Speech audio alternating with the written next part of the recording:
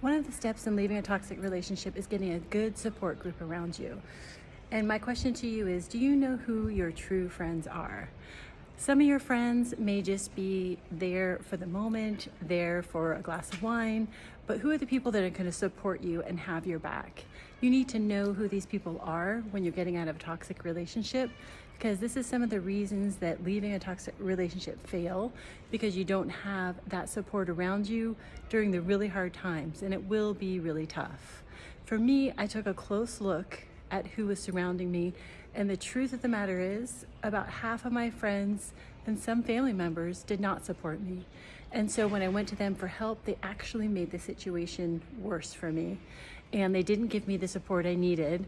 Luckily, I just relied on my other friends, and my relationship with them became stronger. So when you're thinking of leaving a toxic relationship, you really need to take a look around you at who your friends are, who's going to have your back. And my suggestion to you is to start testing those boundaries. If something bothers you that they're doing, just kind of set a boundary and see how they react. If they react negatively or if they're angry at you, that's a sign, that's a red flag that this person is not going to be there when the shit hits the fan.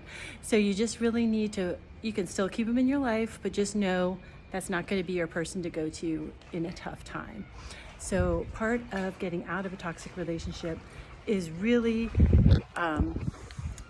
seeing who those people are, who are going to support you, who are going to be there for you, who are going to be there through the really hard times when you're crying in the middle of the night. You need those people. Also, if you have a human resources department at your current job, I found a personal coach through my work that my work paid for. So a lot of people don't even think to look at their employer for these resources. So we have a whole mental health department at my employer, and I didn't even know it till I looked it up one day. And I had a coach that I talked to every couple weeks that really was invaluable in helping me sort out my ideas, and was really there 100% just to support me. She had no ulterior motive. She had no, invested interest in my life. She was just there to listen to me and to really reflect back the way I was thinking. And sometimes I would get off the call and kind of be angry with her, or kind of think she doesn't know what she's talking about. But then as I let the words sink in, it really helped me to realize how I was being my own worst enemy in some circumstances and not being a good friend to myself. So my suggestion, if you're thinking of leaving a toxic relationship, or you just want to get more, of yourself in your life, look around, kind of start testing the boundaries of your current relationships, see how they react. And you don't have to tell people, you don't want to talk to them right away, but just kind of make a mental note and even keep it in your journal. I kept a journal of the people that are supporting you. And, when I came down to California, I had some friends that really didn't even acknowledge that I have a completely different life.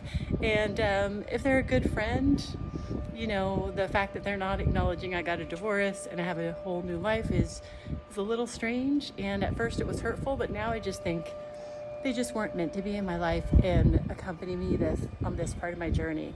So my recommendation to you and a tip to you is to look around, see who's supporting you, and really invest deeper in those people who are supporting you, and try and help them in their lives where you can. Strengthen those relationships, because you're going to need them for the future. And it's hard to know that some people aren't your true friends, but it's better to find out now and to move on with your life, and a life that speaks to you.